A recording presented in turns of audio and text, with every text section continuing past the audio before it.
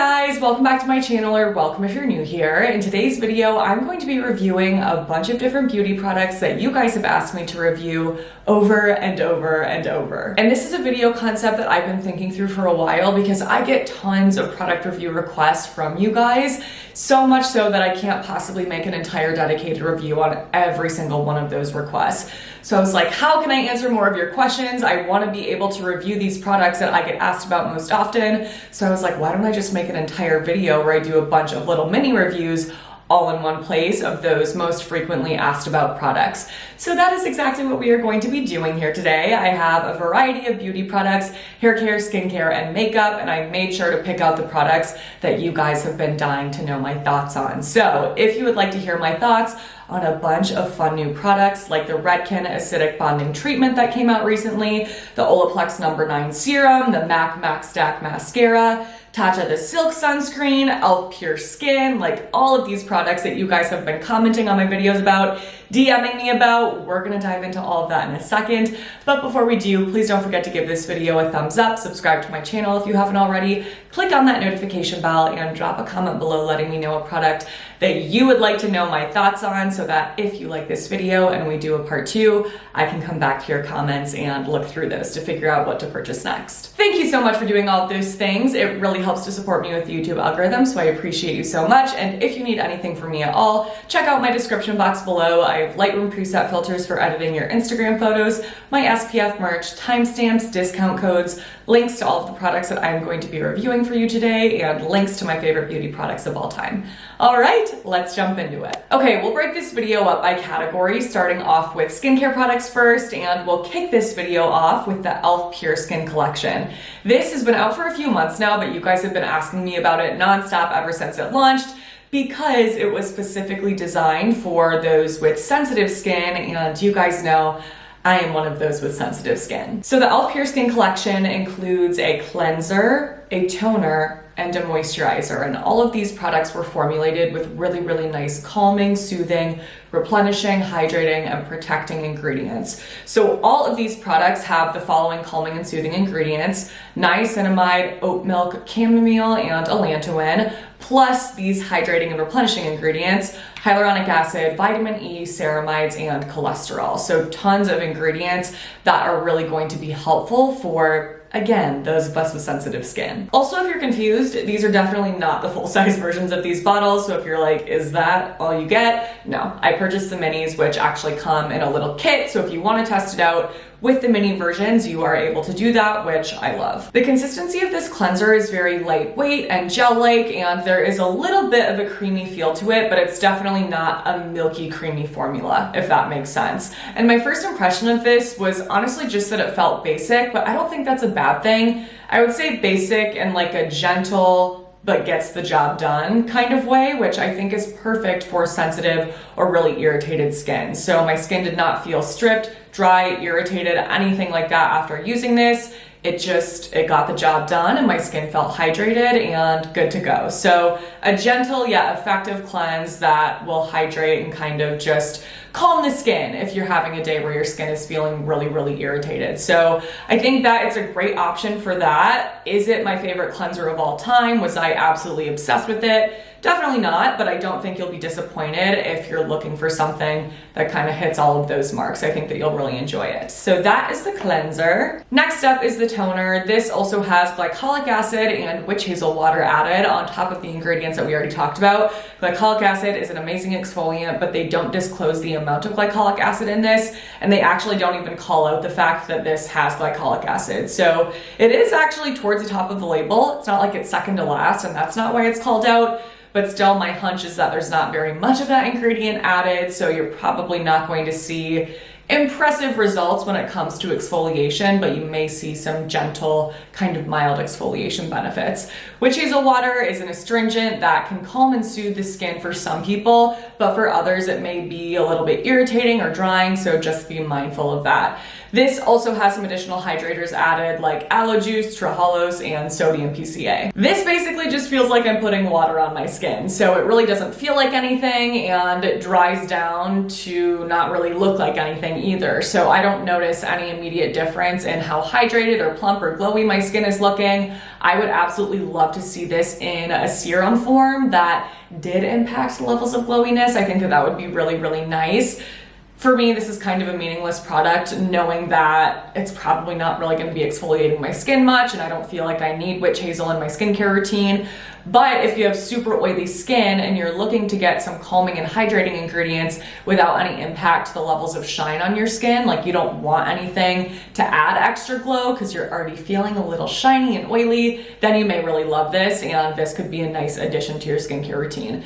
For me, a pass, but I don't think it's a bad product at all. And last, we have the moisturizer, which I was the most excited to test out and also the most disappointed by, unfortunately. So the consistency of this is definitely on the thicker side, but for some reason, this just does not absorb into my skin well at all. When I'm trying to rub it in, it just kind of streaks and like stays sitting on top of my skin. I don't know, it's really strange. And even though it is a thicker consistency and creamier, this does not leave my skin feeling very moisturized at all. When I use this, my skin actually feels a little bit dry and a little bit tight, and like I need moisturizer, even though I just put it on. So this was a fail for me. I was really bummed because you guys know I am obsessed with the e.l.f. Holy Hydration Cream and their Happy Hydration Cream. I think that they are easily some of the best moisturizers at the drugstore. So I had really high hopes for this, but this is nothing like those. Those just have such nice, soft, silky formulas that easily blend and absorb into the skin and leave my skin feeling moisturized all day. So if you're looking for an e.l.f. moisturizer, I would definitely go for one of those, and this is a skip, unfortunately. Next up is the Hero Force Shield Super Light Sunscreen. This is a broad spectrum SPF 30 that I, of course, wish was an SPF 50, but I can't do anything about that, so we're gonna move on. The active ingredient is zinc oxide, and this also has a lot of really nice inactive ingredients, nourishing ingredients like raspberry seed oil, moringa oil, and lecithin, soothing antioxidants like actocin and green tea extract. This also has red algae and bisabolol, which is a really nice calming and soothing ingredient. So I was definitely impressed by the ingredients in this, but I was not really impressed by the formula. I know that a lot of people love this, but I just did not. When I was first feeling it on the back of my hand, I was like, ooh, this is gonna be nice. It's not super liquidy and runny, but it still is lighter weight while having a nice kind of creamy moisturizing feel. It felt nice on my hand, but not as nice on my skin because I feel like I started to notice that it felt oily as I was rubbing it in. Nothing crazy, but there just was a little bit of this oily feel that I didn't love as somebody with skin that leans oily. I think that you may really enjoy that if you have dry skin, but it just wasn't really my favorite feel because it never really went away after I rubbed it in and after it was applied. And I also feel like this has a little bit of a white cast. I don't know, when I was looking back at the footage, I was like, I think I can kind of see a tiny bit of a white film on my skin, which is really unfortunate because we do not have time for a sunscreen with a white cast in 2022. No. So I personally would not recommend this one based on my experience. Again, unless you have super dry skin and that kind of oily feel sounds really nice. But I think the fact that this is $20 and not an SPF 50 and doesn't feel amazing or look amazing on my skin just makes this a pass all around for me. And the other sunscreen that I have is Tatcha's the Silk Sunscreen, which really blew up when it first launched. People were so excited about this. This is an SPF 50 with a PA rating of ++++. Loving that, and this also has zinc oxide as the active ingredient. Tons of nice ingredients in this as well, things that will hydrate and calm the skin, like niacinamide, hyaluronic acid, green tea, bisabolol, allantoin, and some moisturizing and conditioning ingredients as well, like rice ferment filtrate, squalane, and hydrolyzed silk. This sunscreen was really not at all what I was expecting, I have to say. The first thing that threw me off about this is the fact that it is tinted. It has this slightly peachy tint that isn't designed to show up on the skin as like pigment or color in any way. It's designed to mask any white cast that may be present in the formula because of the addition of zinc oxide. For me, it's not a problem because it really doesn't show up. It doesn't alter my skin tone, but if you have incredibly fair skin or deep to dark skin, that may be something that's an issue for you. So I wish that they called that out somewhere on the packaging, that this is actually not untinted like I thought it was going to be. And the other thing that threw me off about this is honestly the consistency.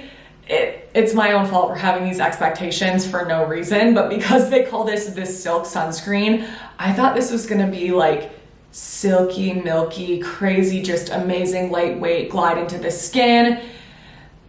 It does feel nice, I will say that. It's lightweight, it feels moisturizing and hydrating, but again, kind of similar to the Hero sunscreen, there's almost something oily about the way that it feels, and I just don't love how that sits on my skin from a feel or finish perspective. So it does, yeah, just feel a little bit heavier than I was expecting and does look a little shinier than I prefer in a sunscreen. So I think under makeup for me, this is something that's really nice if I'm looking to enhance a glow, but by itself, I'm like, it starts to make me look greasy as the day goes on, especially with multiple applications. And if it's a hot, humid day, I don't love a sunscreen like this personally. But again, if you're dry, I think that you may really, really love this. So again, I'm curious to hear your thoughts on this. If you have tried this, did this live up to your expectations? Do you think that it's worth the hype, or was this a skip for you as well? Because not one that I think is worth the money for me based on the super crazy high price point. I would pick one of my Asian sunscreens any day over this, which I think is what I was expecting this to feel like.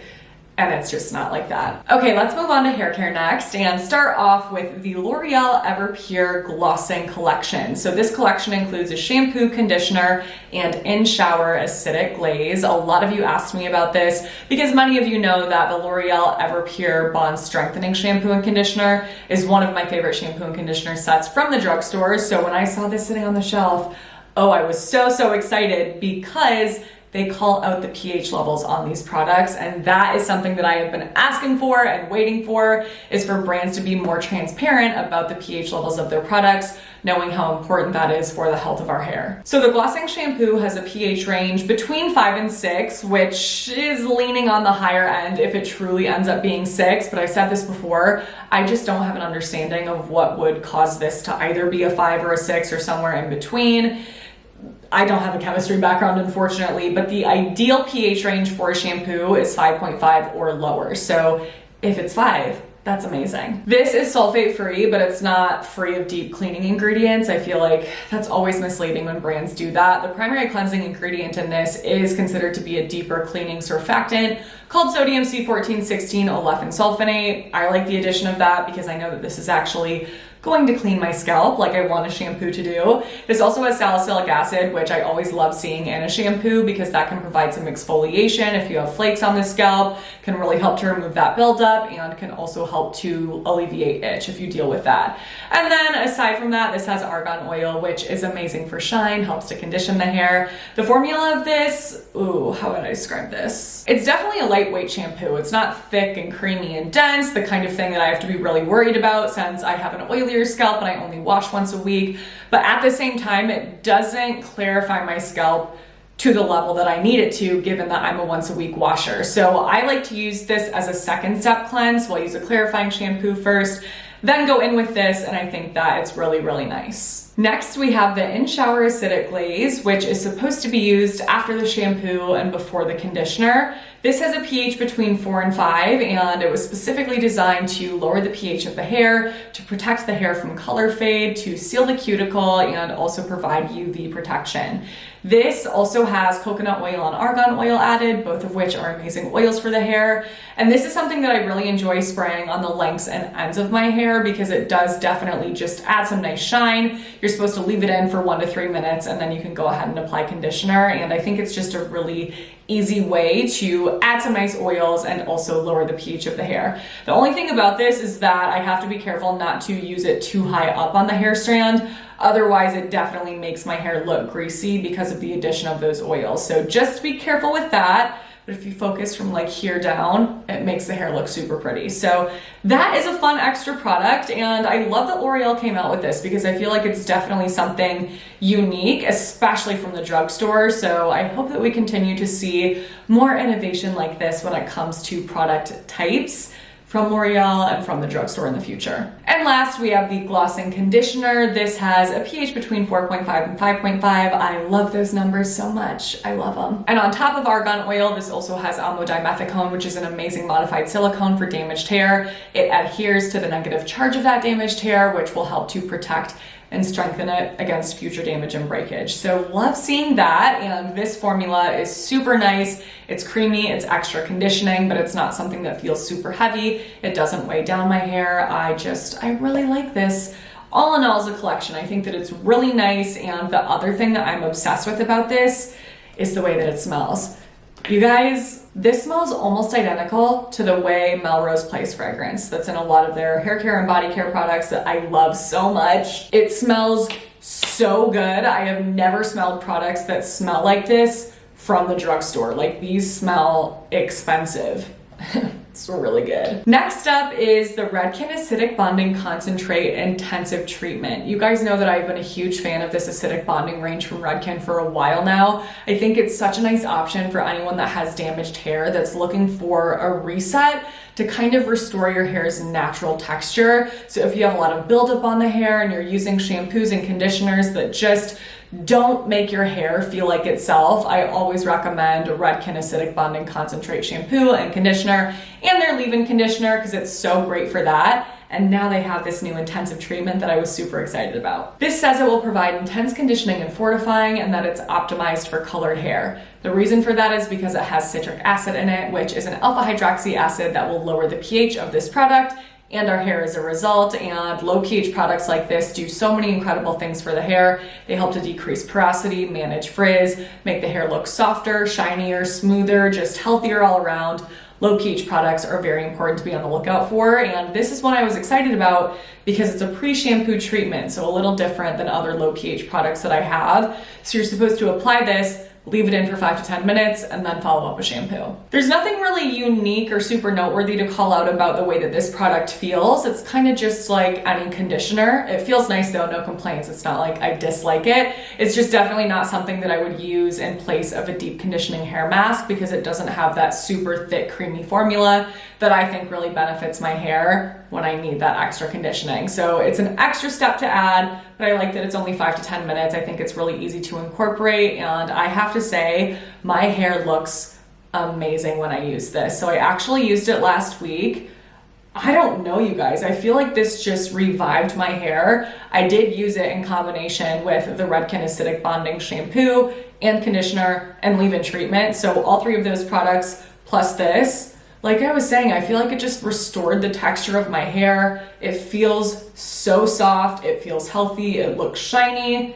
Like, I don't know what the heck this magic is, but I'm into it. And I washed my hair 3 days ago now, and it still is looking like this, which honestly it normally doesn't. So I loved this. I would definitely recommend it. What the heck? Okay. And the last hair care product review for this video is the Olaplex No. 9 Bond Perfector, which they call a nourishing hair serum. This is their newest launch, newest addition to their range of products. I picked this up during the Sephora VIB sale. I think I highlighted this in an Instagram Reels that I posted talking about hair care products that were worth looking into during the VIB sale.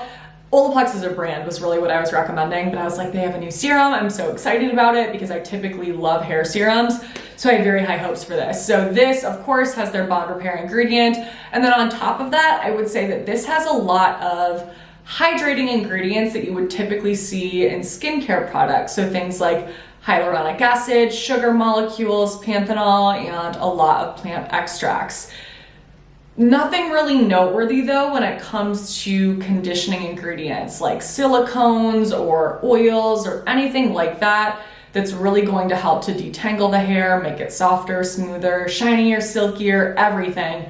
and really provide that leave-in conditioning benefit that my hair desperately needs. This is incredibly lightweight and it really just feels like a gel, and I was trying to think of something to compare it to, and really the only thing I could think of is aloe vera gel. It has that same kind of jelly feel without having really much of a conditioning slip to it. So for me, this just didn't really do much for my hair type and the needs that I have based on my hair type. It didn't really detangle my hair. It didn't really condition it at all, to be honest. It didn't make it look any softer, smoother, or shinier. There just was nothing really to this product that wowed me, if I'm being totally honest. And I don't think it's a bad product at all. I just think my hair does not really benefit from formulas like this when it comes to a leave-in conditioner. So I think something like this could be a really nice additional step to a leave-in conditioning routine. Like apply this first, then you can go ahead and apply a thicker cream or an oil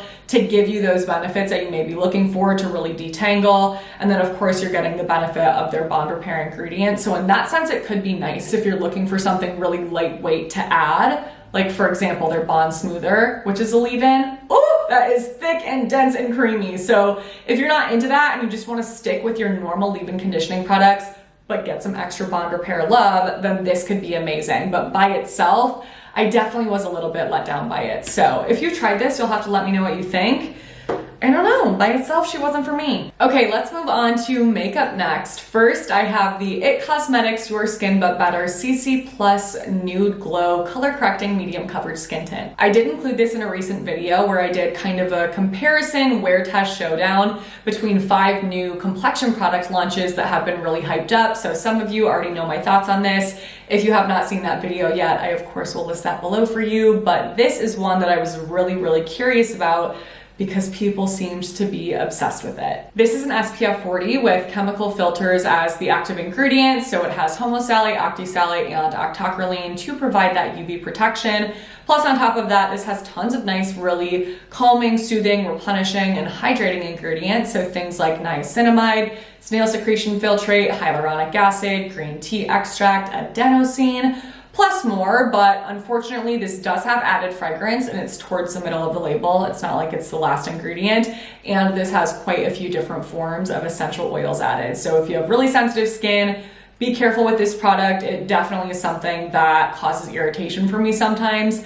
Not always, I don't really know what it is, why on some days I can get away with using this, but a lot of the times once I take it off at the end of the day, my skin is bright red, which I obviously don't want. This is so beautiful when I first apply it to the skin. I really love the way that it looks upon initial application. It's very dewy and glowy and radiant and healthy. I think it looks so nice. If you have dry skin, this will be right up your alley without powder. If you have oily skin, you will definitely want to set it with powder, but either way, I think it looks gorgeous. You get nice medium coverage. The only thing I'm not obsessed with when it comes to application is the consistency, because it's not super lightweight, so you can kind of feel it on the skin. But I was willing to put up with this because of the way that it looked at first until I did the full-on wear test for this. So unfortunately for me, this does end up looking very shiny on the skin. So unless I use a mattifying sunscreen underneath it and a mattifying setting powder on top, I can't really get away with wearing it. But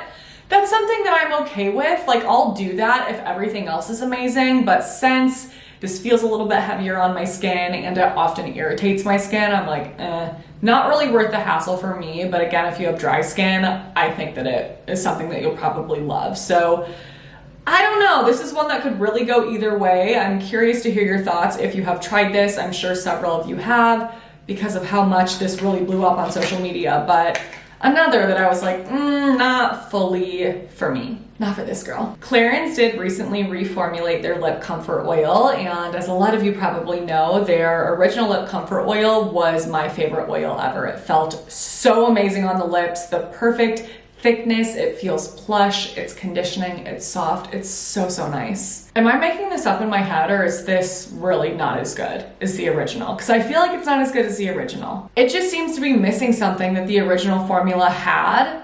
Like, it just doesn't feel as cushy on the lips. I think it's just a little bit thinner and lighter weight. I don't know, it just does not do it for me. Like wait a minute. Okay, yes, definitely. Look, You can kind of see here, see how much that's moving around? Like if I flipped upside down. Look at that. Oh yeah. And the original does not do that at all, which tells me that this is definitely lighter weight and more liquidy. Okay, so I wasn't going crazy. Or maybe it's just because I've had this for a while. It could be that, it could be that. I really feel like this is a downgrade from the original, which I'm so upset about because the original was my favorite ever. I will say I recently tried the Sigma lip oils and they feel so comparable to this original formula. So I'm probably just gonna have to switch over to those once this is gone. The heck, Clarins? Why would you do that? Last makeup product is the MAC Macstack Mascara. This blew up, went completely viral. People were saying it was the best mascara of all time. So you guys know I obviously had to put it to the test. I am so particular about mascara. This is what the wand looks like. So it has a tapered wand with plastic bristles. And this is really as good as people were making it out to be, I have to say. It makes my lashes look so long and separated, but still gives them a good amount of volume. The only issue that I have with this is that no matter what concealer or powder I use underneath my eyes, it always transfers from my lower lash line onto that area and I end up with smudges. For me, that does not happen on my top lash line. So how I have gotten away with using this is by only using it on my top lashes, and I'll use something else on my lower lash line.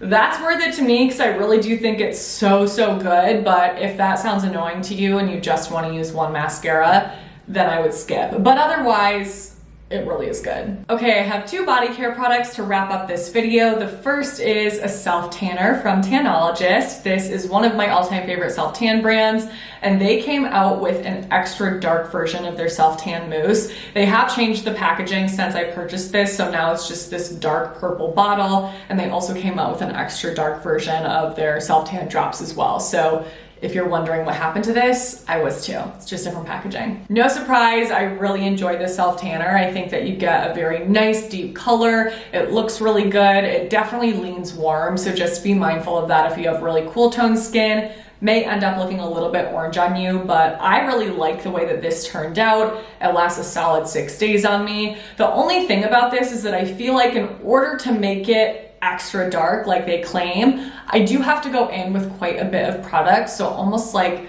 double layering it up, which it applies like that really easily. It's not anything that bothers me. It just means that I'm going to go through this product a lot more quickly than maybe something else that does immediately develop to that extra dark color. So it kind of depends on what you're looking for. You're still going to get a dark result if you just use kind of like one coat of this, I guess we could say. But it wasn't as dark as I was expecting it to be, given that this is supposed to, again, be extra dark. So I think it's really good, but if you're looking for that like crazy deep dark tan, I would go for Loving Tan Platinum instead of this.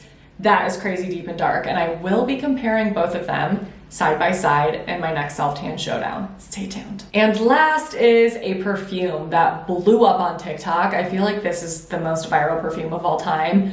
Sold out still as I'm looking online. I just happened to get at it at a time where it came back in stock. I had my email notification set up because I was dying to try this based on all of the positive hype that this was getting. So it's the Phlur Missing Person Eau de Parfum, and this is $96 for this little bottle, so definitely not a cheap perfume. So this is in the warm and spicy fragrance family, and it has key notes of skin musk, bergamot nectar, and blonde wood. They describe this by saying if Nude were a perfume, this would be it. It's supposed to be pure, provocative, and undeniably familiar. So the whole reason this went so viral is because people were saying it just smells like a familiar smell, which is why they call it Missing Person, like a familiar person.